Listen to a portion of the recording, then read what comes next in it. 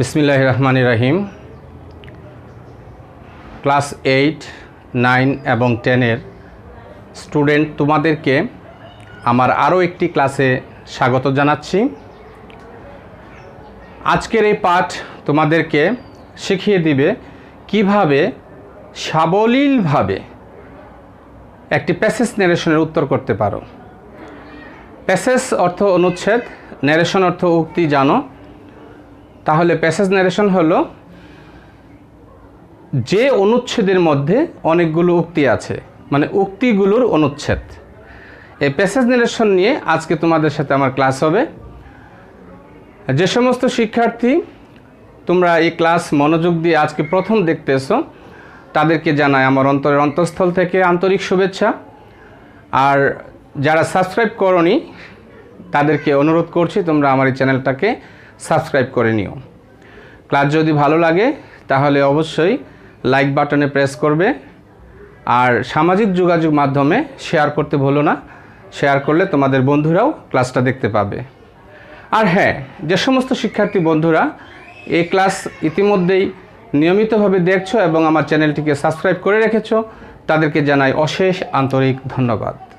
চলো তাহলে আমরা আজকের ক্লাসটি শুরু করি।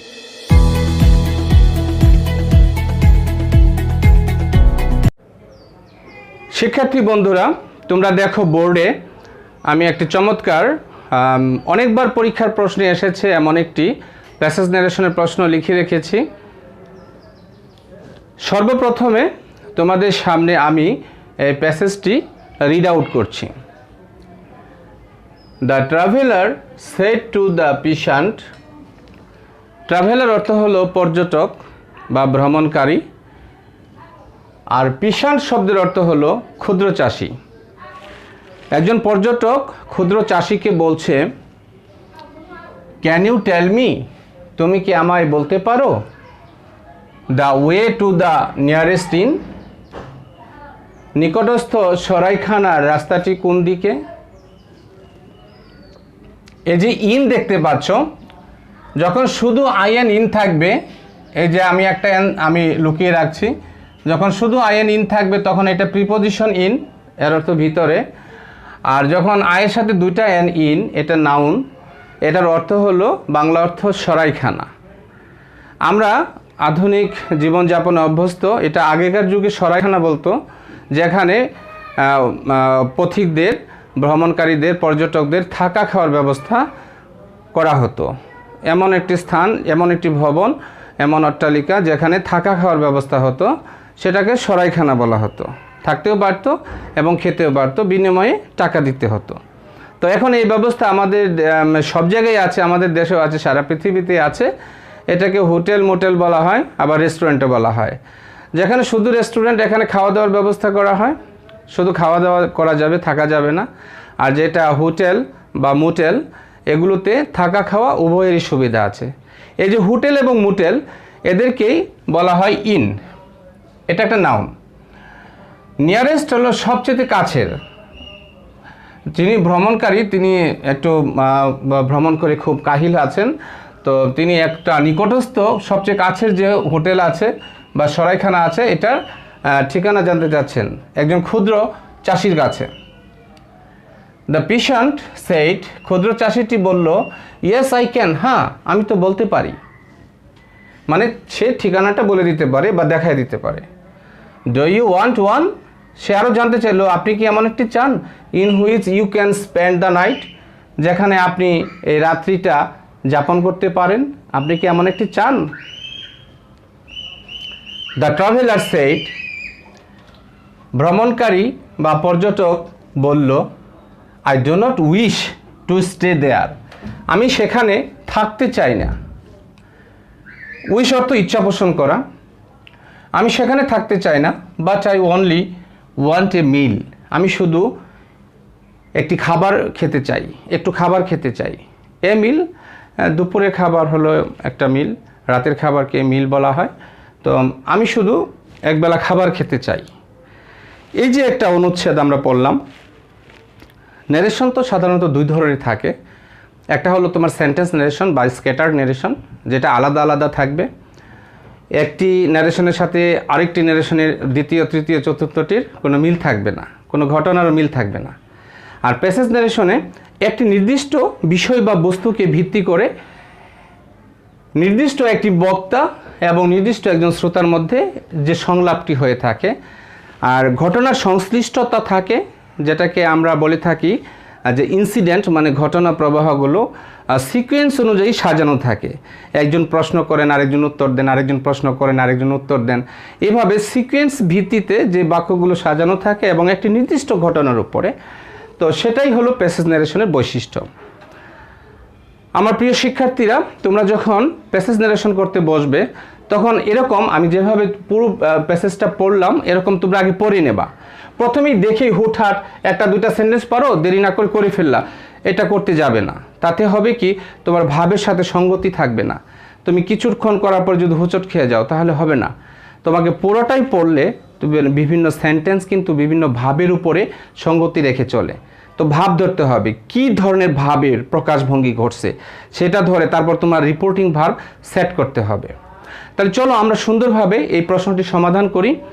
আর সমাধান করার সময় তোমাদের মনে আছে তো, প্যাসেজ ন্যারেশন করার সময় তার নিয়মাবলী কি করতে হয়। সর্বপ্রথমে ভালো করে প্যাসেজটি পড়ে বক্তা এবং শ্রোতা নির্ণয় করতে হয়। বক্তা মানে স্পিকার, আমরা প্রথম রিপোর্টিং ভার্বেই পেয়ে যাই বক্তাকে। এই যে দি ট্রাভেলার, পর্যটক বা ভ্রমণকারী, ইনি হলেন বক্তা। আর শ্রোতা হলেন এখানে দি পিশান্ট, অর্থাৎ ক্ষুদ্র চাষি। ছোট্ট বর্গা চাষি বলা হয় অপরের জমি ধার নিয়ে যারা কৃষিকাজ করে থাকেন, হ্যাঁ ভাগে করে থাকেন, তারা হলেন সবাই পিশান্ট, ক্ষুদ্র চাষি। অথবা খুবই অল্প একটু জায়গা আছে, 2-3 ঘন্টা জায়গা আছে, 4-5 কাঠা জায়গা আছে, কোনো মতে কায়ক্লেশে সংসার চালান, এরকম ক্ষুদ্র চাষি মানে পোর ফার্মার, তাদেরকে পিশান্ট বলা হয়। তো এখানে দি পিশান্ট হলো তোমার শ্রোতা, এটা হলো পার্সন স্পোকেন টু বা শ্রোতা বা লিসনার। এখন আমাদের যে করণীয় হলো, তোমাদেরকে জ্ঞাতার্থে আমি বলে রাখি, খুবই গুরুত্বপূর্ণ এই কথাটা তোমাদের মনে রাখতেই হবে, এর কোনো অল্টারনেটিভ নাই। সে কথাটা কি? কথাটা হলো যে প্যাসেজ ন্যারেশনে দেখবা যে রিপোর্টিং ভার্ব আছে প্রথমে অথবা শেষে অথবা মাঝে, যেখানেই থাকুক এই রিপোর্টিং ভার্বের সাথে এখানে সেট টু হলো রিপোর্টিং ভার্ব। রিপোর্টিং ভার্বের সাথে এই যে ইনভার্টেড কমার ভিতরে ক্যান ইউ টেল মি দিয়ে যে কথাগুলো আছে এই ইন পর্যন্ত, এই যে একটা উদ্ধৃতি চিহ্নের ভিতরে এখানে আছে তোমার একটি বাক্য। তো এই ইনভার্টেড কমার ভিতরের বাক্যটাকে বলা হয় রিপোর্টেড স্পিচ। এই রিপোর্টেড স্পিচের সাথে রিপোর্টিং ভার্বের একটি ঘনিষ্ঠ সম্পর্ক আছে। কি ধরনের সম্পর্ক? যেমন দেখো, আমরা যে নোট ব্যবহার করি, টাকা পয়সার নোট, 100 টাকা, 500 টাকা, ইদানিং 200 টাকার নোটও বের হয়েছে, 50 টাকা, 20 টাকা, 10 টাকা, 5 টাকা, ইভেন 2 টাকা। এই কাগজি নোটগুলোর, অথবা যদি আমরা কয়েন বলি মুদ্রার উভয়ের ক্ষেত্রেই দুই পাশে দুই ধরনের চিহ্ন বা প্রতীক থাকে। এপাশ এবং ওপাশ, দুই পাশ মিলেই কিন্তু একটি সচল মুদ্রা থাকে, চলে, যেটা আমরা ব্যবহার করি। দেখো, তোমার কাছে একটা 500 টাকার নোট আছে, যদি এক পৃষ্ঠা ছাপা থাকে আরেক পৃষ্ঠা না থাকে, তাহলে কিন্তু এটা কেউ নেবে না, তোমার ভাই বোনও নেবে না, তোমার আব্বা আম্মাও নেবে না, কারণ এটা অচল মুদ্রা। তেমনি প্যাসেজ ন্যারেশন করার সময় খেয়াল করবে, এই যে রিপোর্টিং ভার্ব আছে, এই যে রিপোর্টেড স্পিচ আছে, ইনভার্টেড কমার ভিতরের বক্তব্য হলো রিপোর্টেড স্পিচ, তারা উভয়ই একে অপরের পরিপূরক।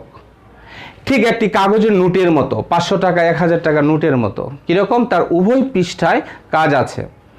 কেমন? এই যে সেট টু আছে রিপোর্টিং ভার্ব, এই রিপোর্টিং ভার্ব এই রিপোর্টেড স্পিচের সাহায্য গ্রহণ করে। কী ধরনের সাহায্য? এই স্পিচের ভিতরে নিশ্চয়ই একটি সেন্টেন্স থাকবে, ওই সেন্টেন্সটি 5 ধরনের বাক্যের কোন ধরনের বাক্য? অ্যাসার্টিভ না ইন্টারোগেটিভ না ইম্পারেটিভ না অবজেক্টিভ না এক্সক্লেমেটরি? এই 5 ধরনের বাক্যের নিশ্চয়ই কোনো একটি গ্রুপের সে বাক্য, ওই বাক্যের গ্রুপটা দেখে সে তার পরিবর্তিত রূপটা গ্রহণ করে। অর্থাৎ ইনডাইরেক্ট স্পিচ আমরা যখন করব, এই সেট টু রিপোর্টিং ভার্বটি থাকবে না, সে হয়ে যাবে, যদি ইন্টারোগেটিভ প্রশ্ন হয়, যেমন ইন্টারোগেটিভ দিয়ে বাক্যটা আমরা পেয়েছি, তখন আস্কড হয়ে যাবে। তো প্রত্যেকটা গ্রুপের বাক্যের বিভিন্ন ভিন্ন ভিন্ন রিপোর্টিং ভার্ব থাকে। অ্যাসার্টিভে যেমন said, told, added, answered, replied, further added ইত্যাদি। ইন্টারোগেটিভে হলো asked, also asked, again asked ইত্যাদি। ইনকোয়ার্ড অফ আছে, ডিমান্ডেড আছে। ইম্পারেটিভে আছে অ্যাডভাইসড, রিকোয়েস্টেড, ফরবেড ইত্যাদি। এরকম 8 ধরনের আছে ইম্পারেটিভে। সর্বশেষ টোল্ড। আর অপটেটিভে আছে তোমার প্রেইড অথবা উইস্ট, 2 ধরনের, ফিক্সড, যে কোনো একটা হবে। আর এক্সক্লেমেটরিতে আছে অনেক ধরনের।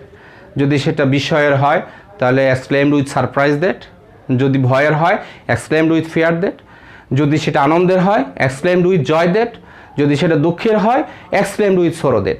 অর্থাৎ সেন্টেন্সের যে ধরনের মুড, সেন্টেন্সের যে ধরনের ভাব, সেন্টেন্সের যে ধরনের তাৎপর্য প্রকাশ করে, অর্থ প্রকাশ করে, সেই অনুযায়ী রিপোর্টিং ভার্ব গ্রহণ করে থাকে। তাহলে শিক্ষার্থী বন্ধুরা, নিশ্চয়ই তোমরা ভেবে দেখছো যে ইনভার্টেড কমার ভিতরে প্রত্যেকটা বাক্যের এক একটি রিপোর্টিং ভার্ব চলে আসবে ইনডাইরেক্ট করার সময়, যখন আমরা উত্তর করব। তার মানে এই সেট টুটা চেঞ্জ হবে, বাক্য কি ধরনের বাক্য আছে স্পিচের ভিতরে, হ্যাঁ, রিপোর্টেড স্পিচের ভিতরে কি ধরনের সেন্টেন্স আছে সে অনুযায়ী সে তার চেহারা গ্রহণ করবে। আবার রিপোর্টেড স্পিচের কি দরকার রিপোর্টিং ভার্বকে, এই যে প্রশ্নটা আমি করলাম, তারও কিন্তু উত্তর তোমাদের জানা থাকতে হবে। অবশ্যই রিপোর্টেড স্পিচের দরকার আছে এই রিপোর্টিং ভার্বকে, এই সেট টুকে। আমি তোমাদেরকে মার্কিং করে দিই এই সেট টুকে। দেখো খেয়াল করে, এই সেট টুর যে সেট, এখানে টেন্স ফর্ম আছে, সেট পাস্ট ফর্ম। অতএব এইখানে যখন পাস্ট ফর্ম থাকবে, এই স্পিচের ভিতরে যত বাক্য আছে সবগুলো বাক্যের টেন্স ফর্ম পরিবর্তিত হয়ে যাবে। প্রেজেন্ট ইনডিফিনিট হয়ে যাবে পাস্ট ইনডিফিনিট, প্রেজেন্ট কন্টিনিউয়াস হয়ে যাবে past continuous, present perfect tense হয়ে যাবে past perfect tense, present perfect continuous tense হয়ে যাবে পাস্ট পারফেক্ট কন্টিনিউয়াস টেন্স। এই প্রেজেন্টের 4টা হবে অনুরূপ পাস্টের 4টি। এখন পাস্টের যে 4টা টেন্স আছে তোমাদেরকে বলে রাখছিলাম, একটু পরে রাখবে। পাস্টের 4টা একটু ভিন্ন ধরনের, একটু জটিলতা আছে। যেমন পাস্ট ইনডিফিনিট, এটা চেঞ্জ হয়ে যাবে পাস্ট পারফেক্ট টেন্স, অর্থাৎ 1 3 হয়। 2 নাম্বারটা কি পাস্ট কন্টিনিউয়াস, 2 4 হয়, পাস্ট কন্টিনিউয়াস হয়ে যাবে পাস্ট পারফেক্ট কন্টিনিউয়াস টেন্স। আর 3 নাম্বারটা কি পাস্ট পারফেক্ট, এর কোনো পরিবর্তন হবে না, পাস্ট পারফেক্টই থাকবে। আর 4 নাম্বারে হলো past perfect continuous tense, past perfect continuous টেন্সেরও কোনো পরিবর্তন হবে না, যা আছে ঠিক তাই থাকবে। আর ফিউচার টেন্স, প্রত্যেকটি ফিউচার টেন্সের পরিবর্তন হয়ে ইহা রূপ গ্রহণ করবে ফিউচার ইন দ্য পাস্ট, বা ইংরেজিতে বলা হয় করেসপন্ডিং পাস্ট। এই যে করেসপন্ডিং পাস্ট বা ফিউচার ইন দ্য পাস্ট, এটা সহজে তোমরা ধরতে পারবা যে ফিউচারের যে মডেলের রূপটা আছে শ্যাল বা উইল, সেটা শুড বা উড দিয়ে করলেই হয়ে যাবে ফিউচার ইন দ্য পাস্ট। আর মডেল দিয়ে যদি বাক্যগুলো থাকে অবশ্যই তারা প্রেজেন্ট ইনডিফিনিট টেন্সে থাকে বেশিরভাগই, যেমন ক্যান দিয়ে, হ্যাঁ, মে দিয়ে, যেরকম বাক্য যদি থাকে ক্যান মে দিয়ে, তাহলে ক্যান হয়ে যাবে কুড, মে হয়ে যাবে মাইট। ক্যান কুড মে মাইট, মাস্টই থাকবে। এখন এই যে তোমার টেন্স পরিবর্তনটা, এটা কোথা থেকে আসলো বলো তো? ওই যে স্পিচের ভিতরে, রিপোর্টেড স্পিচের ভিতরে এখানে একটি সেন্টেন্স আছে, ইন দিয়ে প্রশ্নবোধক দিয়ে একটি বাক্য শেষ হয়েছে। এর পরেরটাই কয়টা আছে দেখো, ইয়েস দিয়ে শুরু করেছে, ইয়েস আই ক্যান, এখানে ফুল স্টপ, মানে একটা বাক্য হয়ে গেছে, অ্যাসার্টিভ সেন্টেন্স। এর পরের বাক্য আছে do you want one in which you can spend the night, এখানে একটা কোশ্চেন মার্ক, তার মানে এটা একটা ইন্টারোগেটিভ সেন্টেন্স। তাহলে একটা অ্যাসার্টিভ একটা ইন্টারোগেটিভ, 2টা প্রশ্ন আছে এখানে, 2টা বাক্য আছে। এরকম 3টাও থাকতে পারে, 4টাও থাকতে পারে, একই স্পিচের ভিতরে। এই যে ইনভার্টেড কমার শুরু, এই যে শেষ, এর ভিতরে 2টা সেন্টেন্স, 2টা 3টা 4টাও থাকতে পারে। এই সব ধরনের প্রত্যেকটি বাক্যের টেন্স পরিবর্তন হয়ে যাবে এইখানের যদি থাকে সেট, তার মানে পাস্ট ইনডিফিনিট টেন্সে রিপোর্টিং ভার্ব থাকলে তাহলে তার প্রত্যেকটা টেন্সের পরিবর্তন করতেই হবে, না হলে সেন্টেন্সগুলো ভুল হয়ে যাবে, উত্তরটা সাংঘাতিক ভুল হয়ে যাবে। আবার দেখো এই যে ইনভার্টেড কমার ভিতরের বাক্যগুলো কেন দরকার আছে, এই কেন আরেকটি উত্তর হলো, যদি এখানে সেড না থেকে সেইস থাকে অথবা উইলসে থাকে, মানে প্রেজেন্ট অথবা ফিউচার টেন্সে থাকে রিপোর্টিং ভার্ব, তাহলে কিন্তু ইনভার্টেড কমার ভিতরে, তার মানে রিপোর্টেড স্পিচের ভিতরে যত ধরনের বাক্য আছে সবগুলো বাক্যের টেন্সের পরিবর্তন হবে না, একটারও পরিবর্তন হবে না, সবগুলো বাক্যের টেন্স যা আছে তাই থাকবে, কোনো পরিবর্তন হবে না। কখন? যখন এই সেড টুর জায়গায় এখানে সেইস অথবা উইলসে থাকবে, অর্থাৎ প্রেজেন্ট বা ফিউচার থাকলে টেন্সের পরিবর্তন হবে না। এই জন্য আমি বলেছি যে রিপোর্টেড স্পিচের ভিতরের বাক্যগুলোর দরকার আছে এই রিপোর্টিং ভার্বের, আবার এই রিপোর্টিং ভার্বেরও দরকার আছে এই রিপোর্টেড স্পিচের। এই জন্যই আমি টাকার সাথে এই উদাহরণটা দিয়েছি যে টাকার যেমন 2টা পৃষ্ঠাই দরকার আছে, ছাপানো 2টা পৃষ্ঠাই দরকার আছে, ধাতব মুদ্রারও 2টা পৃষ্ঠাই দরকার আছে। একটা যদি ঘষে সমান করে সাদা করে দেয় এই পয়সা কেউ নেবে না, ভিক্ষুকও নেবে না। এর জন্য রিপোর্টিং ভার্বেরও একটা দরকার আছে স্পিচের, আবার স্পিচেরও দরকার আছে রিপোর্টিং ভার্বের। তাহলে এই যে আমাদের প্রারম্ভিক আলোচনা হলো, আমি আশা করব তোমরা বুঝেছো। এখন প্র্যাকটিক্যালি করে দেখাচ্ছি। প্রথম সেন্টেন্সে আমরা রিপোর্টিং ভার্বে সাবজেক্ট এবং অবজেক্ট দুইটাকে আমরা পেয়েছি, অর্থাৎ সে হলো স্পিকার মানে বক্তা, আর হলো লিসনার বা পারসন স্পোকেন টু বা শ্রোতা। বক্তা শ্রোতা পেয়ে গেছি, আমাদের বেশি কষ্ট করতে হয়নি। এখন রিপোর্টিং ভার্বটা চেঞ্জ করব এর ভিতরের বাক্যের চেহারা দেখে। বাক্য ক্যান মডাল ভার্ব দিয়ে শুরু, শেষ হয়েছে প্রশ্নবোধক চিহ্ন দিয়ে, তার মানে একটা ইন্টারোগেটিভ সেন্টেন্স আছে। আর ইন্টারোগেটিভ সেন্টেন্সে রিপোর্টিং ভার্ব হয় আস্কড, অনেকগুলো হয় asked, ইনকোয়ার্ড of, demanded, wanted to know, এই 4 ধরনের হয়। তবে সর্বাধিক প্রচলিত হলো আস্কড, তোমরা আস্কডেই থাকো। আমি উত্তর করছি। আনসার: দ্য ট্রাভেলার, TRAVELER,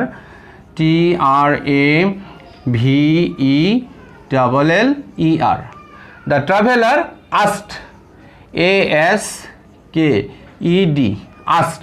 আস্কডের পরে কখনো টু হয় না, আস্কডের পরে টু হয় না, টোল্ডের পরে টু হয় না। এই দুই ক্ষেত্রে তোমরা কখনোই টু ব্যবহার করবে না, করলে ভুল হবে। The traveller asked the peasant, PEASANT,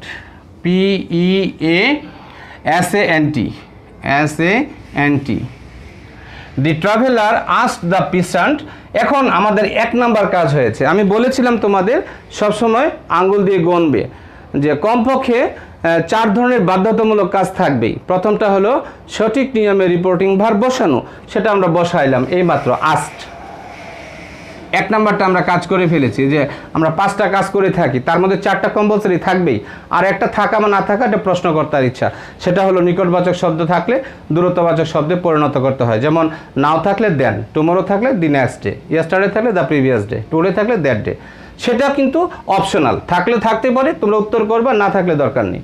আর বাকি 4টা কিন্তু করতে হবে। যেমন প্রথমটা আমরা করে ফেলেছি, রিপোর্টিং ভার্ব বসাইছি। দ্বিতীয়টা কি মনে আছে?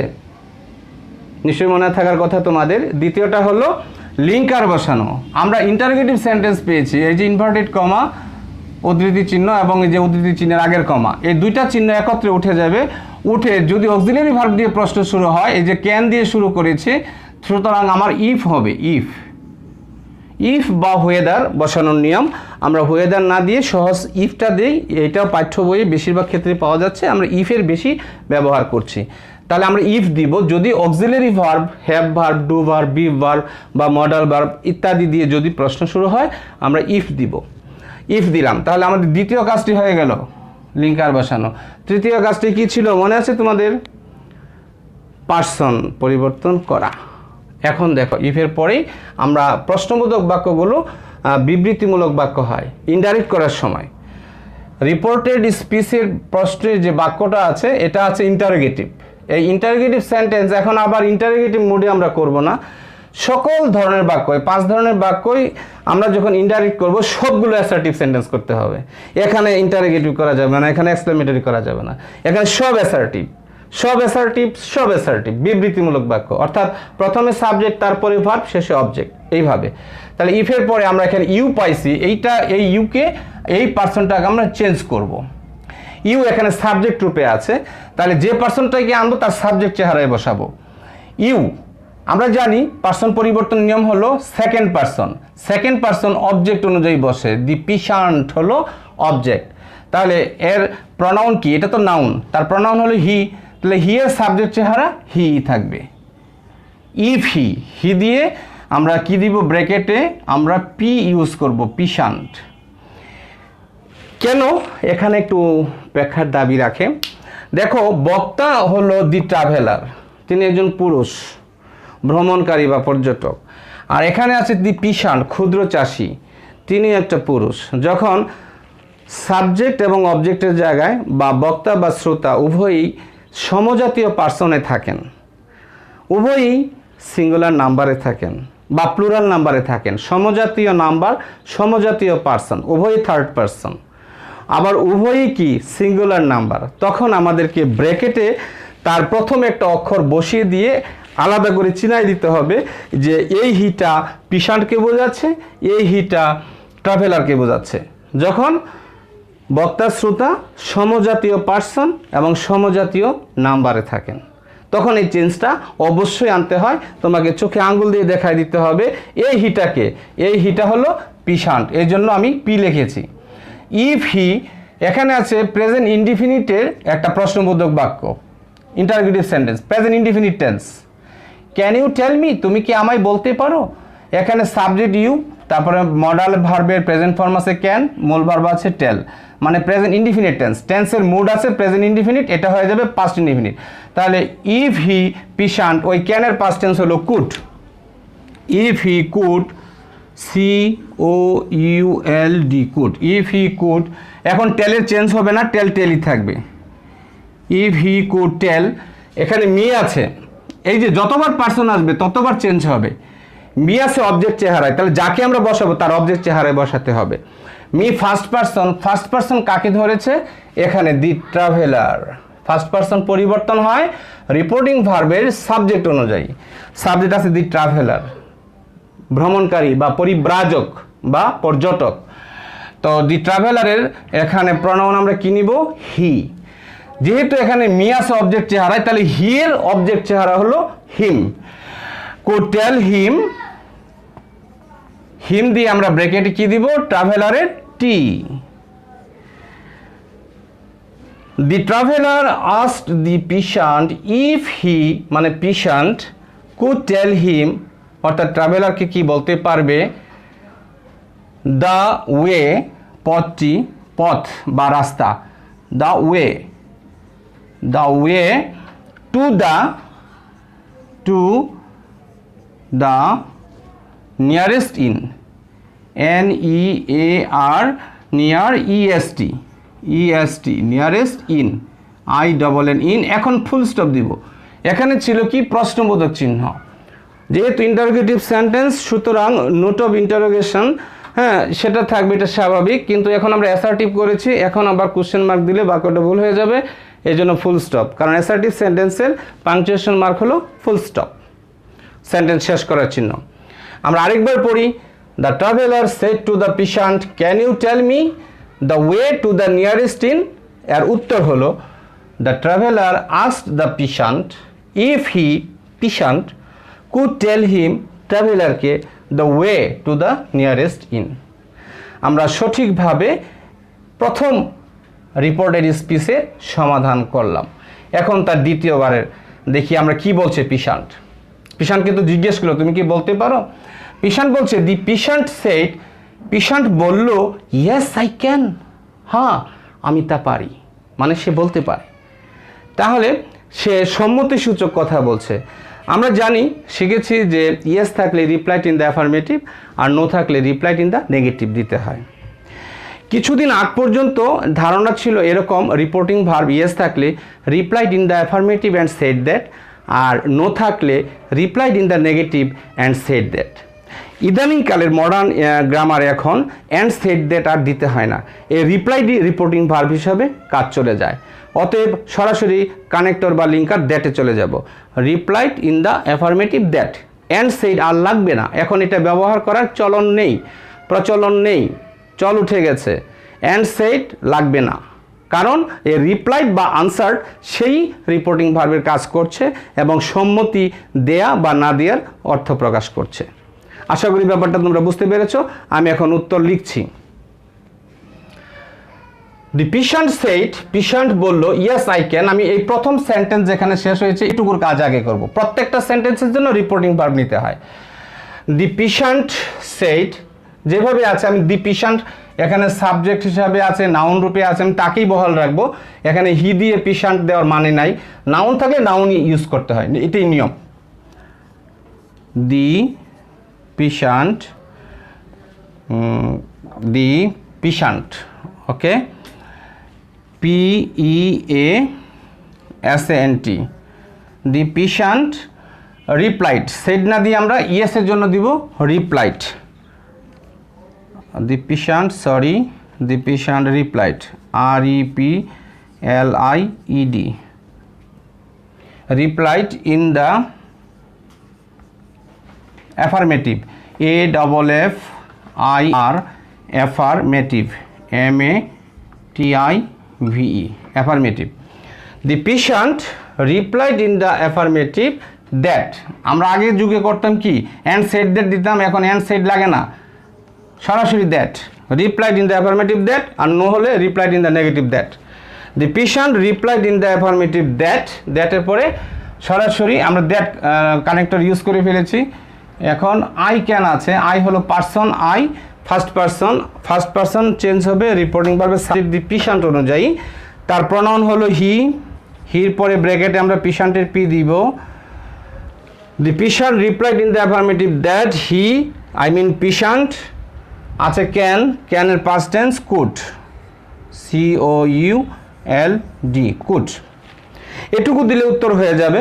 তবে ন্যারেশনে আরেকটা কথা আছে কি, যদি সংক্ষিপ্তভাবে থাকে তাহলে তোমরা তার বিস্তারিত উত্তরটা দিতে পারলে সবচেয়ে ভালো, ওয়েল অ্যান্ড গুড, এক্সিলেন্ট হবে, মার্ভেলাস হবে। যেমন আই ক্যান, আমি পারি, আমি কি পারি, আমি পথটি দেখিয়ে দিতে পারি, বলতে পারি। হ্যাঁ, যেমন আগের যে প্রশ্নটি আছে the way to the nearest inn, এখানে আমরা দিব কি, the peasant replied in the affirmative that he peasant could দিয়ে ফুল স্টপ দিলে আমি বলছি হয়ে যাবে। তোমরা অতি সুন্দর করতে চাইলে, যেহেতু ন্যারেশন এখানে সর্বোচ্চ মানের, তুমি শিল্পরূপ প্রয়োগ করতে পারো, শৈল্পিকতা দেখাতে পারো। হি কুডের পরে এখান থেকে দেবা, এই কুডের কুড কমন নিবা। হি কুড টেল হিম, ট্রাভেলারকে tell him the way to the nearest inn, এ পর্যন্ত দিতে পারলে সবচেয়ে ভালো হবে। আর যারা একটু জটিল মনে করতেছো তারা এইটুকু না দিয়ে শুধু ওই ক্যানের জায়গায় কুড বসাই দিলেই হবে, কারণ ওখানে আই ক্যান প্রেজেন্ট ইনডিফিনিট আছে, চেঞ্জ হয়ে যাবে হি কুড পাস্ট ইনডিফিনিট। আশা করি বুঝাইতে পারছি। যদি সংক্ষেপে উত্তর দেওয়া থাকে তুমি বিস্তারিতভাবে লিখতে পারলে সবচাইতে ভালো কাজ হবে সেটা। এখন আসতেছে আরেকটি প্রশ্ন। এই পিশান্ট সে আগে সম্মতিসূচক কথা বলছে একটা অ্যাসার্টিভ সেন্টেন্স দিয়ে, তারপরে সে প্রশ্ন রাখছে তার প্রতি, ওই ট্রাভেলারের প্রতি প্রশ্ন রাখছে, ডু ইউ ওয়ান্ট, আপনি কি চান, ওয়ান, এমন একটি হোটেল বা সরাইখানা আপনি কি চান, in which you can spend the night, যেখানে আপনি রাত্রি যাপন করবেন, আপনি কি রাতের বেলা থাকার জন্য হোটেল চান, এরকম একটা সে প্রশ্ন করছে। তাহলে এই প্রশ্নটা কার? এই প্রশ্নটা হলো, এখানে আমরা হি দিতে পারি, হি দিয়ে এই যে আই ক্যান যে বলেছে, আই ক্যান কে বলেছে, দি পিশান্ট, তাহলে হি ব্র্যাকেটে আমরা পি দিব, হি পিশান্ট, হ্যাঁ he peasant also ALSO also asked, অবশ্য জিজ্ঞেস করলেন, আরও জিজ্ঞেস করলেন, আস্কড ASKED, আস্কড, কারণ do you know, do you want দিয়ে প্রশ্নবোধক বাক্য করা হচ্ছে, তাহলে প্রশ্নবোধক বাক্যের রিপোর্টিং ভার্ব হবে আস্কড। হি মানে পিশান্ট অলসো আস্কড, আস্কডের পরে আমরা যেহেতু প্রশ্নে যদি যতবার সেকেন্ড পারসন পাবে ততবারই তোমরা মনে রাখবা তোমরা রিপোর্টিং ভার্বের অবজেক্টটা উল্লেখ করে দিবা, তাহলে ভালো হবে। তাহলে পিশান্ট জিজ্ঞেস করছে কাকে? ট্রাভেলারকে। হি পিশান্ট অলসো আস্কড হিম, আমরা অবজেক্ট উল্লেখ করে দিলাম, তাহলে পার্সন পরিবর্তনের সুবিধা পাবো। আস্কড হিম, হিম দিয়ে ব্র্যাকেটে কে? ট্রাভেলারের টি, ট্রাভেলারকে ক্ষুদ্র চাষি আরও জিজ্ঞেস করলেন, কি জিজ্ঞেস করলেন? Do you want, do does থাকা মানেই, প্রশ্নবোধক বাক্যে থাকা মানেই সে প্রেজেন্ট ইনডিফিনিট টেন্স বা সিম্পল প্রেজেন্ট টেন্স, তাকে করতে হবে সিম্পল পাস্ট টেন্স। তাহলে সাবজেক্ট সবার প্রথমে নিয়ে আসবো ইউকে, ইউ পরিবর্তন হয়ে যাবে, আমার এখানে সাবজেক্টকে হি পিশান্ট আর অবজেক্টকে হিম ট্রাভেলার। তাহলে এখানে ইউ আছে, ইউটা হলো সেকেন্ড পারসন চেঞ্জ হয় অবজেক্ট অনুযায়ী। তাহলে অবজেক্টে কে আছে, হিম দিয়ে ট্রাভেলার আছে।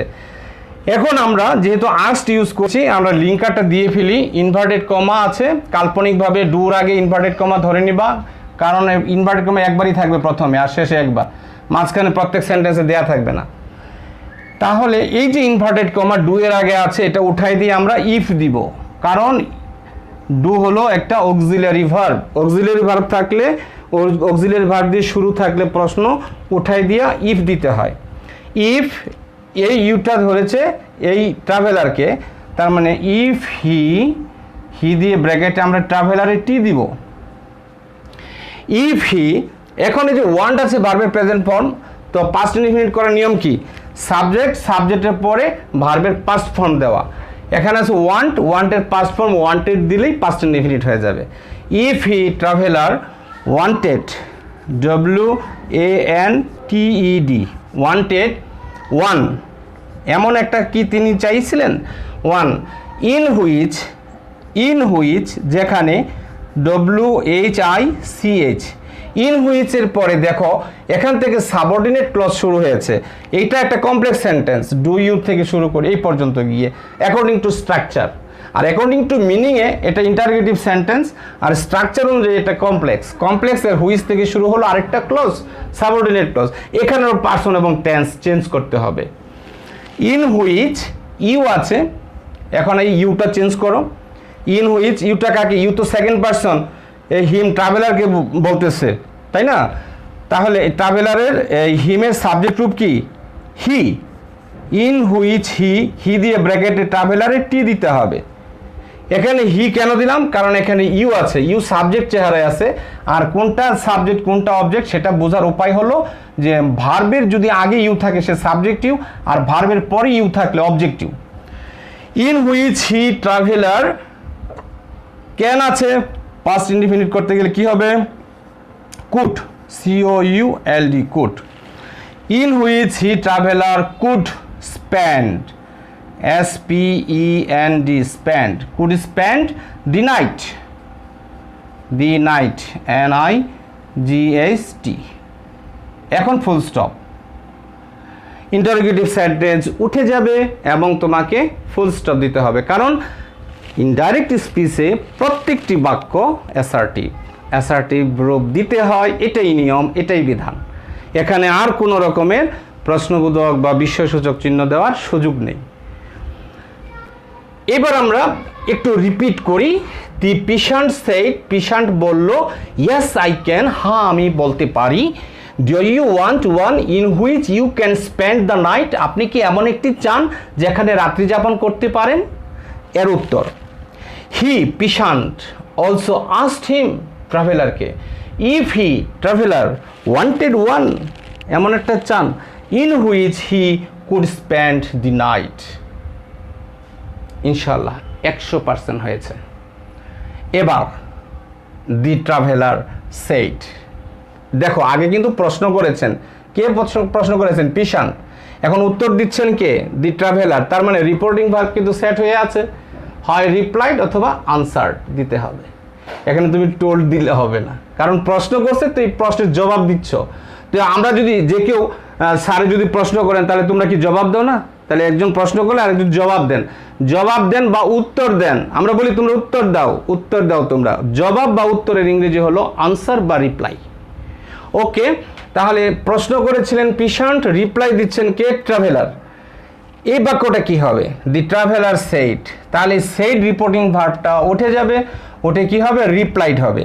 দি ট্রাভেলার রিপ্লাইড, তারপরে যেহেতু আই মানে সাবজেক্ট আছে শুরুতে, ভার্ব পরে, এটা অ্যাসার্টিভ হলে আমরা দ্যাট দিব, ইনভার্টেড কমা উঠে দ্যাট দিব। তাহলে দাঁড়াবে দি ট্রাভেলার, আমরা একটু অলংকারমূলক শব্দ দেন টেন দিতে পারি, অ্যাট লাস্ট বা দেন, এরকম কিছু দিলে ন্যারেশনের সৌন্দর্য বৃদ্ধি পায়।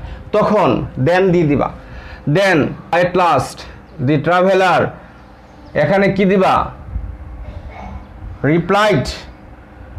Replied that. যদি নো থাকতো সরাসরি, এখানে নট আছে, আগে পরে ভার্ব আছে, যদি সরাসরি আগে এরকম থাকতো নো কমা ইনভার্টেড কমা দিয়ে শুরু, তাহলে আমরা দিতাম রিপ্লাইড ইন দ্য নেগেটিভ। কিন্তু এখন রিপ্লাইড ইন দ্য নেগেটিভ দেওয়ার সুযোগ নেই। এখন কি করব? যেহেতু নো নাই, আছে একটু অন্যভাবে অ্যাসার্টিভ সেন্টেন্সে, তাহলে আমরা দিব কি রিপ্লাইড দ্যাট, তারপরে এটা অটোমেটিক্যালি আসবে I do not, I change হয়ে হবে হি ডিড নট, অটোমেটিকই চলে আসবে, যেমন কান টানলে মাথা আসে। এখানে তোমাকে নতুন করে কিছু ভাবতে হবে না। যদি নো থাকতো তাহলে দিতাম রিপ্লাইড ইন দ্য নেগেটিভ।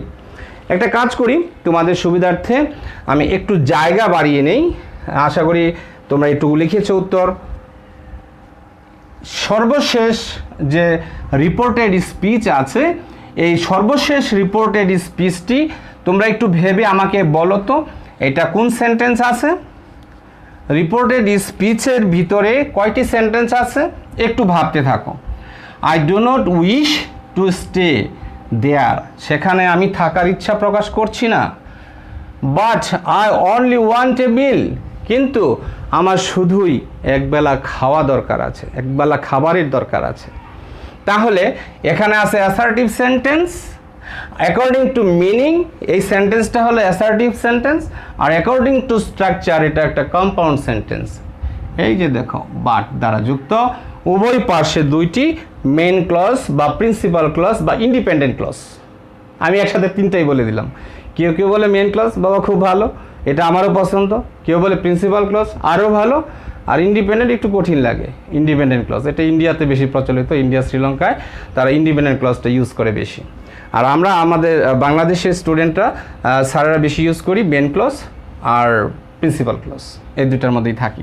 আমি ব্যক্তিগতভাবে মেইন ক্লজ বলি বেশিরভাগ ক্ষেত্রে।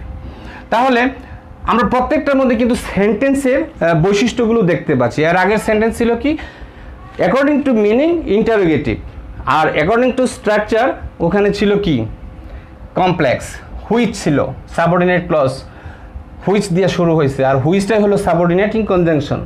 তাহলে স্ট্রাকচার অনুযায়ী কমপ্লেক্স আর অর্থ অনুযায়ী ইন্টারোগেটিভ। আর এবার পাইছি কি স্ট্রাকচার অনুযায়ী পাইলাম এবার কম্পাউন্ড, এই যে বাট দ্বারা যুক্ত, উভয় পাশে দুইটা মেইন ক্লজ। আর মিনিং অনুযায়ী অবশ্যই প্রথমে বলতে হবে অ্যাসার্টিভ, এরপরে যদি হা না বলি অ্যাফার্মেটিভ নেগেটিভের নেগেটিভ নট আছে। তাহলে আমরা সেন্টেন্সটা আরেকটু প্রিভিউ করে ফেললাম, উত্তরটা লিখে নিচ্ছি। দি ট্রাভেলার সেট, আমরা বলছি কি দেন দিব, দেন দি ট্রাভেলার TRAVELER,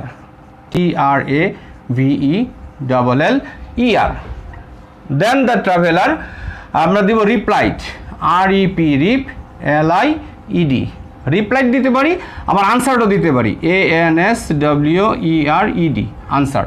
তোমাদের যেটা সুবিধা হয় রিপ্লাইডও দিতে পারো, আনসারও দিতে পারো। আমি আনসার রাখছি না, আমি একটা রাখলাম রিপ্লাইড।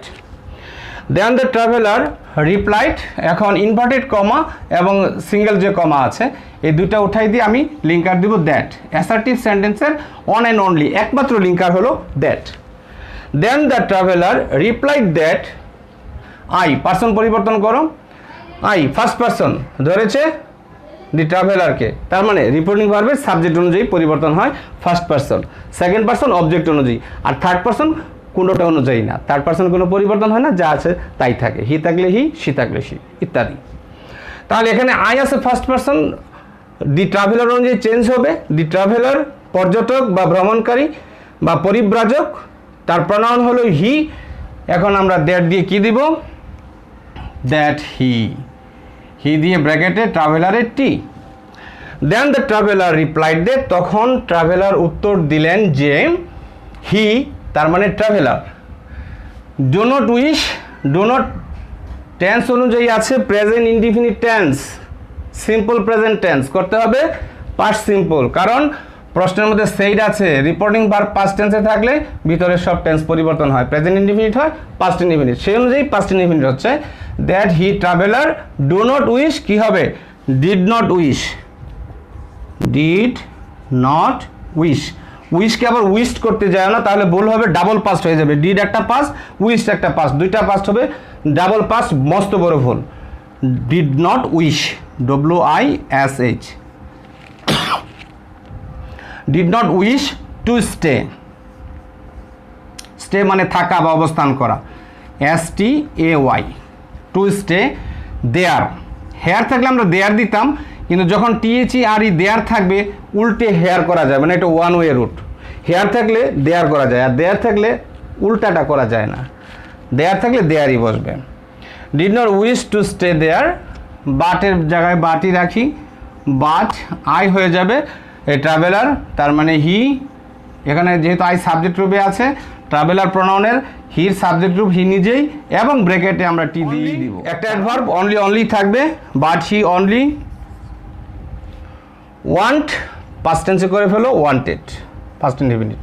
ওয়ান্ট হলো সাবজেক্টের সাথে ওয়ান্ট ভার্বের প্রেজেন্ট ফর্ম, তার মানে কি প্রেজেন্ট সিম্পল, এটা হয়ে যাবে past simple,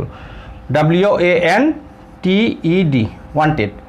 but he only wanted a meal, MEAL, meal. আমরা আরেকবার তোমাদেরকে উত্তরটা সর্বশেষ অবস্থানটা শুধু বলে দিচ্ছি। দ্য ট্রাভেলার সেড, ট্রাভেলার বলল I do not wish to stay there, সেখানে আমার থাকতে ইচ্ছা প্রকাশ করছি না, but I only want a meal, আমার একবেলা খাবারের দরকার, খাবার চাই। তাহলে উত্তরটা কি দাঁড়াচ্ছে?